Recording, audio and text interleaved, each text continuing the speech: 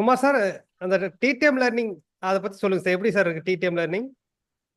டிடிஎம்ல அது ரொம்ப யூஸ்ஃபுல்லா இருக்கு சார். அன்னைக்கே சொன்னேன் சார், ரீகால் பண்றதுக்கு. ப்ளஸ் நம்ம ஏதாவது ஒரு டெய்லி ரொட்டீன்ல இருப்போம், டக்குன்னு இது ஒரு சின்ன டைம் கிடைக்கும்போது இதை போட்டு பார்க்கறது ஒரு ரீகால் பண்ற மாதிரி இருக்கு.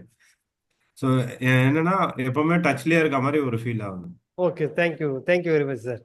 Okay, Hemnath. Good evening sir. Good evening Hemnath. இன்னைக்கு டிடிஎம் லேர்னிங் பாத்தீங்களா? எப்படி இருந்துச்சு? யூஸ்ஃபுல்லா இருந்துச்சு ஹேம்நாத்? அது நான் டெய்லியும் பார்ப்பேன் சார். அது பார்த்து நான் சேவ் பண்ணி வச்சுக்கிறேன் தனியா. ஓகே, நான் உங்களுக்கு ஃபைனலா பிடிஎஃப் அனுப்பேன். அது எப்படி உங்களுக்கு யூஸ்ஃபுல்லா இருக்கு? எந்த மாதிரி பெனிஃபிட்டா இருக்குது? சார் குமார் சார் சொன்ன மாதிரி டச்ல இருக்கிற மாதிரி. சரி, அது ஓகே. ஜஸ்ட் ஒரு கிளான்ஸ் பார்த்தாவே நமக்கு சரி, சரி. போடணும்னு அவசியம் இல்லை. ஜஸ்ட் அது ஆமா. பார்த்தா. ஓகே, நாராஜ், வீடியோ ஆன் பண்ண முடியுங்க நாராஜ்? சார் ஒரு 5 மினிட்ஸ் ஆன் பண்றேன் சார். ஓகே, ராகுல், உங்களுக்கு எப்படி யூஸ்ஃபுல்லா இருக்கு ராகுல்?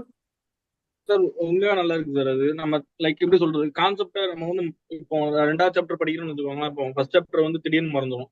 லைக் நீங்க அந்த டைம் போடும்போது நீங்க வந்து அந்த சாப்டரோட கான்செப்டை நீங்க அனுப்பும்போது டக்குன்னு ரீகால் ஆகிறதுனால அது மறக்காது அவ்வளவு இருக்குல்ல.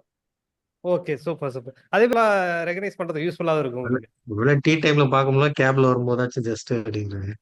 ஜஸ்ட் Just ஒண்ணு பார்த்து. பாத்திரலாம். ஓகே ஹேம்நாத்.